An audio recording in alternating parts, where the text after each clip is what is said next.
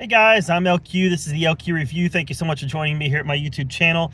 This is my quick out of the theater reaction of M. Night Shyamalan's new movie, Trap. Okay, so I didn't really know what to expect going into this one. I saw the trailer. The trailer looked like it was kind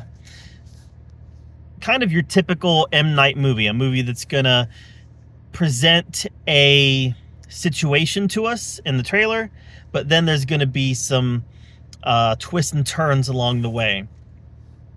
And what I was surprised about in this movie was that this is not a film that has a whole lot of twists and turns. This very much played like a straight thriller. And I'll say that for the first hour or so, this movie definitely had me. I was enjoying it. I was at the edge of my seat, wondering what was going to happen next. This movie plays an interesting game where it puts you in the POV of the killer, right? So you are seeing things unravel from the perspective of the killer. And in some ways, that almost makes you root for him. He's put in these situations and you're wondering, how's he going to get out of this? What would I do in that situation? How would I get out of this? Wow, he's coming up with a really good idea there. So, I mean, rooting might be a little too strong of a word. You're not rooting for him to get away and kill more people, but in a weird way, you're almost rooting for the movie to continue by rooting for him to get out of this scenario that he's in. At any point when he's kind of pushed into a corner, you're kind of rooting for him to figure out how to get out of that scenario. Not because you want evil to make it, but because it's like, I want this movie to continue. And in that perspective, from that point of view, the movie really worked. And then I'd say halfway through the movie, maybe 2/3 of the way through the movie, they leave the arena where the concert's being held. And when they leave the arena, the movie really kind of starts running on fumes. Part of that is because M. Night Shyamalan put his daughter into the role of the singer. So we know that the Trap is at a concert, and the singer of this concert, Lady Raven, is played by M. Night Shyamalan's daughter. And at the beginning of the third act, she has a very prominent role. Here's the problem. His daughter is a terrible actress. It's to the point where it takes you out of the film several times because the acting is so bad. It's so stiff. The dialogue is delivered so poorly that it really takes you out of the film.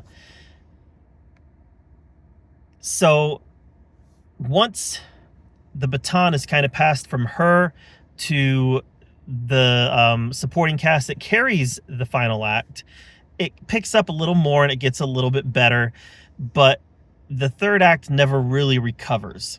And it's not a case of an M. Night Shyamalan twist being poor, because there's not really a twist here. Like I said, it's a relatively straightforward film. But the film worked best when it was a cat and mouse chase, and once the cat and mouse chase kind of ended, the film kind of ran out of steam. Hayley Mills plays the FBI profiler that's trying to catch him, and I feel like she was very much underutilized in this movie. It should have been a cat and mouse chase. The final act should have been between her and Josh Hartnett, and it wasn't. It ended up being between somebody else and Josh Hartnett, and I feel like that was a bit of a missed opportunity as well. Josh Hartnett does a great job playing a psychopath. Definitely bought him. He was giving 110% in every scene he was in, and he really worked. Again, he's proving that he's a very, very talented actor. I just wish that there was more for him to sink his teeth into, especially in the third act of this film. So overall, I'd say the first two acts worked really well, and then it kind of falls apart about the time that the singer, Lady Raven, starts getting a prominent role.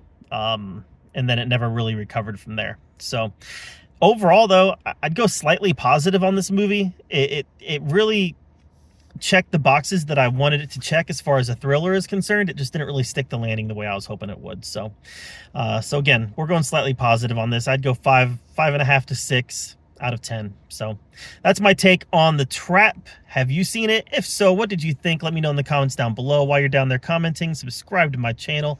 And until next time, we'll see you guys later.